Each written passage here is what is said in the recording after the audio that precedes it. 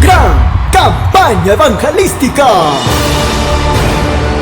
en el centro poblado de Otusco, Baños del Inca, Cajamarca.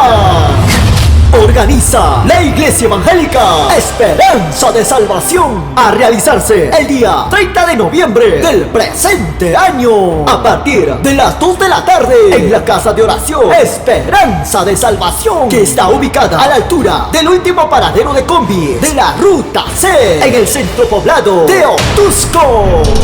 Exponiendo la palabra de Dios estará desde el vecino país de Argentina el pastor Nehuatangare Vázquez. Dios tendrá que hacer el milagro en tu familia. Dios tiene que hacer el milagro en tu iglesia. Dios tiene que hacer el Y milagro. con alabanza que exalta el nombre del Todopoderoso estará Protección Divina, Maravillas de Jehová, Camino de Vida,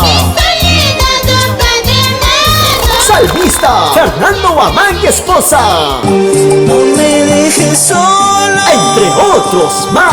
No te lo pierdas, esta gran oportunidad de conocer la grandeza de Dios a través de su palabra, un mensaje de salvación para tu vida. Ven con toda tu familia y recibe sanidad para tu vida y salvación para tu alma. No falte. Hacen la invitación el pastor Eloy Díaz Chávez y toda la congregación.